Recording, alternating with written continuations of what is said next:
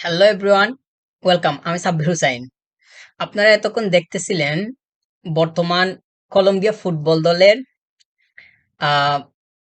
Celebration. তারা ইতিমধ্যে Copa America 2024-এর final নিশ্চিত করে ফেলছে। তারা উরুগুয়েকে হারিয়ে দিছে 1-0 গোলে এবং তাদের বুনো উল্লাস চলতেছে। তারা একটা দীর্ঘ সময় পরে গিয়ে কোপা আমেরিকার ফাইনাল নিশ্চিত করছে। তো স্বাভাবিকভাবেই বলা যায় যে তাদের সেলিব্রেশনটা একটু অন্যরকম হবেই বা একটু দেখার মতোই হবে। এটা খুবই স্বাভাবিক, যেটা আমরা ভিডিওতে দেখতেছিলাম। তো এমনটাই হয়েছে। কলম্বিয়া কিন্তু একটা ধারাবাহিক পারফরমেন্সের মধ্য দিয়ে এখন ফাইনালে আসছে। আপনি যদি তাদের গ্রুপ স্টেজের ম্যাচের দিকে তাকান, সেখানে তারা তিনটা ম্যাচ খেলছে, তারপর কোয়ার্টার, তারপরে সেমি, টোটাল হচ্ছে 5টা ম্যাচ। 5টা ম্যাচের মধ্যে তারা টোটাল 12টা গোল করছে, 12 goals. They have scored total 12 goals. তারা প্রথমে প্যারাগুয়ের সাথে খেলছিল, গ্রুপ স্টেজের ফার্স্ট ম্যাচ ছিল ওইটা। তো তাদের ওপেনিং ম্যাচ তারা প্যারাগুয়েকে 2-1-এ হারাইছিল। তাছাড়া তারা পরের ম্যাচে কোস্টারিকার সাথে খেলছে, ওইখানে তারা 3 গোলস করছিল এবং ওইটা ছিল ক্লিন শিট। তারা তাদের কোপা আমেরিকার সেকেন্ড ম্যাচটা ক্লিন শিট রাখতে পারছিল। থার্ড ম্যাচে তারা ব্রাজিলদের সাথে খেলছে, ওই ম্যাচটা তো সবাই দেখছেন, ওইখানে তারা অনেক ডমিনেট করে খেলছে, রেজাল্ট ছিল 1-1। তাছাড়া তারপরে কোয়ার্টার ফাইনালে তারা পানামার সাথে খেলছিল এবং গোল করছে টোটাল 5টা। অনেক বড় একটা স্কোর ছিল। গ্রুপ পর্বতে তারা 3 ম্যাচ মিলিয়ে গোল করছিল 6টা, আর শুধু কোয়ার্টার ফাইনালে গোল করছে 5টা। কোয়ার্টার ফাইনাল পর্যন্ত যদি কলম্বিয়ার দিকে খেয়াল করা যায়, তাহলে দেখা যায় যে তারা গ্রুপ পর্বতে যেভাবে আসছিল, ওইখানে এসে তাদের তারপরে স্পিডটা আর একটু বাড়ছে। অর্থাৎ তারা গ্রুপ পর্বতে টোটাল গোল করছিল 6টা, কিন্তু কোয়ার্টার ফাইনালে এসে এক ম্যাচেই 5টা গোল করছে। তারপর সেমিতে এসে তো একটা মাত্র স্কোর করতে পারছে উরুগুয়ের এগেইনস্টে। 5টা গোল প্রথমে, গ্রুপ স্টেজে 6টা গোল, তারপরে 5টা, এরপরে এসে একটা। তো একটা প্রথমে একটা মোটামুটি স্কোর ছিল গ্রুপ স্টেজে, তারপরে এসে একসাথে 5টা, এরপরে আবার একটা। তো সব মিলিয়ে তারা গোল করছে এখন পর্যন্ত 12টা। তো তাদের প্রতিপক্ষ ফাইনালে হচ্ছে আর্জেন্টিনা। তারা আর্জেন্টিনাকে কেমন ফেস করে না করে সেটা একটা দেখার বিষয়। আম, তাদের রাইট ব্যাক মুনোজ আজকে রেড কার্ড পাইছে। রেড কার্ড পাওয়ার কারণে সে সাসপেন্ড, অর্থাৎ ফাইনাল ম্যাচ খেলতে পারবে না। ওই প্লেয়ারটা ছিল তাদের অনেক গুরুত্বপূর্ণ একটা প্লেয়ার। সে ইম্পর্টেন্ট রোল প্লে করছিল একদম গ্রুপ স্টেজ থেকে সেমি পর্যন্ত। তাদের যে আম, এত ভালো ডিফেন্ডিং, তারা ক্লিন শিট রাখছে টোটাল 3টা। কোস্টারিকার সাথে ক্লিন শিট, পানামার সাথে ক্লিন শিট, আর আজকের ম্যাচটা উরুগুয়ের সাথে ক্লিন শিট। অর্থাৎ অর্থাৎ তারা 3টাই ক্লিন শিট রাখতে পারছে। তাছাড়া আরেকটা ইনফরমেশন দিয়ে রাখা ভালো, সেটা হচ্ছে 2022 সালের জুন মাস থেকে এখন পর্যন্ত তারা কিন্তু আনবিটেন। তারা এখন অব্দি আনবিটেন অবস্থায় আছে। কোপা আমেরিকাতে তো বটেই, তারা এখনো হারে নাই। আগেও কোপা আমেরিকাতে আসার আগেও তারা কিন্তু হারে নাই। তো এই স্টেটটা তাদের যথেষ্ট ইফেক্টিভ বলাই যায় সেটা। পরবর্তী ম্যাচে তারা কি করে না করে সেটা তো অবশ্যই সময় বলে দিবে। এবার যদি আর্জেন্টিনার দিকে একটু খেয়াল করি, আর্জেন্টিনাও কিন্তু ধারাবাহিক পারফরমেন্স করে আসছে, সেটা সবাই দেখতেছি আমরা। তাদের যথেষ্ট পরিমাণ ভালো রেজাল্ট ছিল, তাছাড়া ক্লিন শিটও আছে। আর্জেন্টিনারও সেমি পর্যন্ত এখন অব্দি ক্লিন শিট 3টা। আম, 3টা ক্লিন শিট রাখতে পারছে। তাছাড়া যদি গ্রুপ স্টেজ থেকে আসি, ফার্স্ট ম্যাচ তারা ওপেনিং কানাডার সাথে খেলছিল। কানাডাকে তারা 2টা গোল করতে পারছে এবং কোনো গোল কনসিড করে নাই, অর্থাৎ ক্লিন শিট।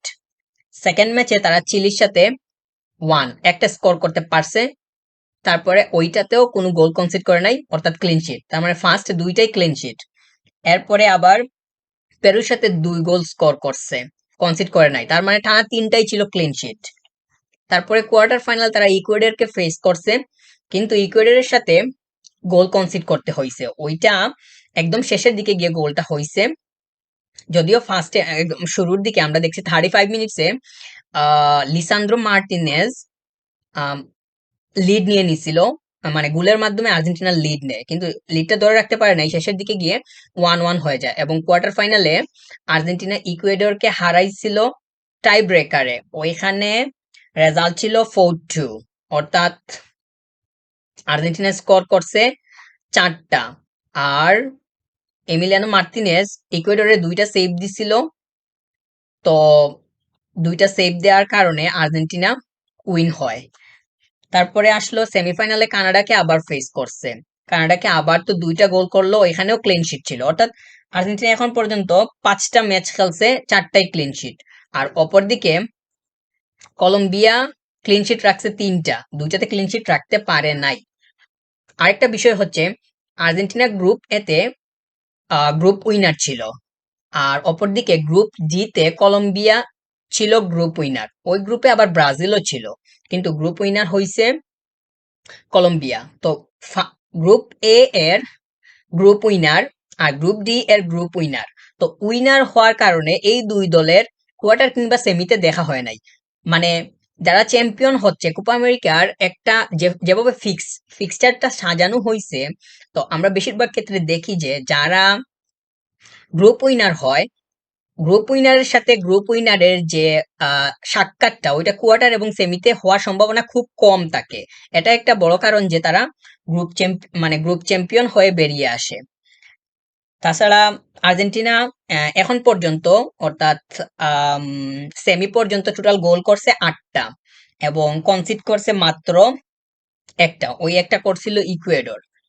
এবার এবার যদি একটু ডমিনেশনের বিষয়টাতে আসি, আমরা দেখতেছি দুই দলই কিন্তু তাদের অপোনেন্টকে একদম গ্রুপ পর্ব থেকে এখন অব্দি ডমিনেট করে করে আসতেছে। আপনি যদি কলম্বিয়া থেকে আর্জেন্টিনাকে এগিয়ে রাখতে চান, তাহলে এখানে যুক্তি দাঁড় করাতে হবে, আবার আর্জেন্টিনা থেকে কলম্বিয়াকে এগিয়ে রাখলেও রাখা যাবে। তাছাড়া আমার ব্যক্তিগত মত অনুযায়ী আমি আর্জেন্টিনা থেকে কলম্বিয়াকে এগিয়ে রাখবো অপোনেন্টকে ডমিনেট করার ক্ষেত্রে। তার একটা কারণ হচ্ছে, আম, কারণটা যদি বলি, তারা যেভাবে স্টার্ট করছিল এই রিদমটা এখন অব্দি ধরে রাখতে পারছে। তাদের যতগুলা ম্যাচ হইছে টোটাল, তারা তো এখন অব্দি 5টা ম্যাচ ম্যাচ খেলছে, পাঁচটা পাঁচটা ম্যাচেই তারা তাদের যে মিডফিল্ড আছে এবং অ্যাটাকের সাইড দুটাকেই তারা কম্বাইন্ড করে একদম ভালোভাবে যে রিদমটা আছে সেটা ধরে রাখতে পারছিল একদম। তাদের ফার্স্ট ম্যাচ প্যারাগুয়ের সাথে থেকে এখন অব্দি সেমিতে যে তারা উরুগুয়েকে ফেস করছিল, এখন পর্যন্ত আমরা আজকে আহ, মানে আহ, কলম্বিয়াকে নিয়ে যদি আবার বলি যে আজকের ম্যাচে তারা কিন্তু যথেষ্ট ডমিনেট করে খেলছে। উরুগুয়ে ঠিক আছে চান্স পাইছিল গোল করার, কিন্তু তারা সেটা গোলে কনভার্ট করতে পারে নাই, অর্থাৎ ফিনিশিং এর অভাব ছিল। তো ফিনিশিং এর অভাবের আরেকটা কারণ ছিল কলম্বিয়ার গোলকিপার, সে কিন্তু ভালো ভালো সেভ করছে, তাছাড়া তাদের ডিফেন্সও সলিড ছিল। তো তারা বিগ চান্স পাওয়ার কারণে, উরুগুয়ে বিগ চান্স পাওয়ার কারণে কলম্বিয়াকে কিন্তু স্কোর করতে পারে নাই। কলম্বিয়া তো স্কোর করে পরে তারা নিশ্চিত করে ফেললো ফাইনাল, এবং ফাইনালে তারা এবার মুখোমুখি হচ্ছে আর্জেন্টিনা, যারা বর্তমানে কোপা আমেরিকা চ্যাম্পিয়ন। তাছাড়া তারা 2021-এও কোপা আমেরিকা ফাইনাল খেলছিল, ওই সময় ব্রাজিলের এগেনস্টে হারছিল আর্জেন্টিনা। সরি, তারা 2021-এ উইন হয়েছিল, কিন্তু 2019-এ হারছিল ব্রাজিলের এগেনস্টে। আর এখন 2024-এ এসে আর্জেন্টিনা আবার ফাইনালে গেছে, অর্থাৎ টানা 3টা ফাইনাল তারা খেলতেছে কোপা আমেরিকার। টানা 3টার মধ্যে একটা তো হতে যাচ্ছে, ওটা সানডেতে হবে। আর 2019-এ হারছিল ব্রাজিলের এগেনস্টে, দুইটা স্কোর করছিল ব্রাজিল, আর আর্জেন্টিনা ছিল 0। তারপর 2021-এ আবার ফাইনাল খেলছিল ব্রাজিলের এগেনস্টে, এবং ওইখানে আর্জেন্টিনা উইন হয়, আমরা সেটা দেখতে পারছিলাম।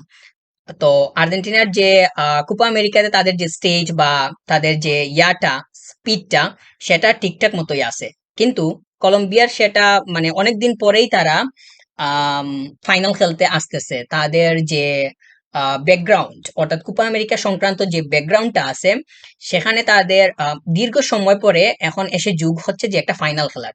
তাদের সামনে ট্রফি উঁচিয়ে ধরার একটা সুযোগ আছে। দেখা যাক তারা শেষ পর্যন্ত মানে কি করতে পারে না পারে। আম, তাদের ভালো একটা সুযোগ রয়েছে, কারণ তারা যেভাবে স্টার্ট করছিল এখন সেমি পর্যন্ত ঠিক সেইভাবেই করতে পারছে। তাদের একটা প্লেয়ার, গুরুত্বপূর্ণ প্লেয়ার সাসপেন্ড হলেও হামেস রদ্রিগেজ কিন্তু আম, তাদেরকে ভালোই সার্ভিস দিচ্ছে এবারে কোপা আমেরিকাতে, বিশেষ করে হামেস রদ্রিগেজ ভালোই মানে ইয়া করতেছে, দারুণ খেলতেছে। তাছাড়া তাদের যে লুইস দিয়াস, তারপরে আরো যারা আছে সবাই, মানে তাদের কম্বিনেশনটা সবকিছু ঠিক আছে। তারপর নেস্তর লরেঞ্জো যে ইয়াটা, তার কোচ আছে, কোচের প্ল্যান এবং তার ট্যাকটিক্স সবকিছুই মোটামুটি ঠিক আছে। তো শেষ পর্যন্ত দেখা যাক আম, কলম্বিয়া কতটুকু তাদের যে দৌড়ানোর গতিটা সেটা কতটুকু ধরে রাখতে পারে। তারা যেই রিদমে দৌড়াচ্ছে সেইভাবে যদি তারা আর্জেন্টিনার সাথেও তাল মিলাতে যায়, অবশ্যই তাদেরকে তাদেরকে অনেক বিষয়ে খেয়াল রাখতে হবে, ফলো রাখতে হবে।